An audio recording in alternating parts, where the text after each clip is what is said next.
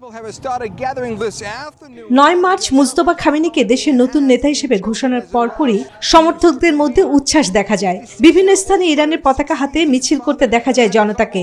সমাবেশে অংশগ্রহণকারীরা ইরানের পতাকা বহন করেন এবং নবনিযুক্ত নেতা মুস্তফা খামেনি ও তার প্রয়াত পিতার প্রতি প্রদর্শন করেন। অনেকেই স্লোগান দেন এবং জাতীয় ঐক্যের আহ্বান জানান। বিপ্লবের পর একটি সবচেয়ে বড় গুরুত্বপূর্ণ সিদ্ধান্তগুলোর একটি, এবং এটি সকল মুসলিম ও ইরানিদের জন্য গর্বের বিষয়।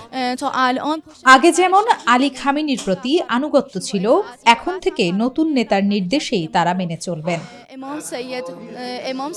রাষ্ট্রীয় গণমাধ্যমে খবরে বলা হয়েছে, তেহরানের প্রধান সড়ক ও চত্বরে বড় সমাবেশ অনুষ্ঠিত হয়। জনগণ নতুন নেতৃত্বের প্রতি সমর্থন জানিয়ে দেশকে ঐক্যবদ্ধ রাখার অঙ্গীকার করেন।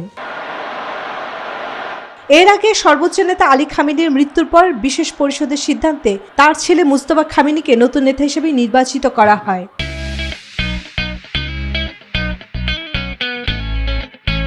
88 সদস্যের একটি সংস্থা মুস্তফা খামেনিকেই দেশের তৃতীয় সর্বোচ্চ নেতা হিসেবে নির্বাচনের ঘোষণা দেয়। এই পরিষদের হাতেই সর্বোচ্চ নেতাকে নিয়োগ, তত্ত্বাবধান ও প্রয়োজনে অপসারণের ক্ষমতা রয়েছে। 56 বছর বয়সী মুস্তফা খামেনি তার বাবা আলী খামেনির স্থলাভিষিক্ত হন। সিদ্ধান্ত বিশ্বকে বিস্মিত করেছে এবং ইরানের শত্রুদের জন্য এটি একটি বড় ধাক্কা। আমরা নতুন নেতার প্রতি আনুগত্যের শপথ নিতে এসেছি।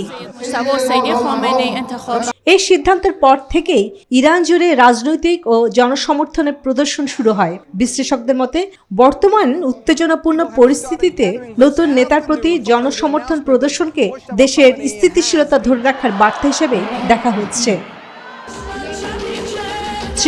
চন্দ্রা, নিউজ 24।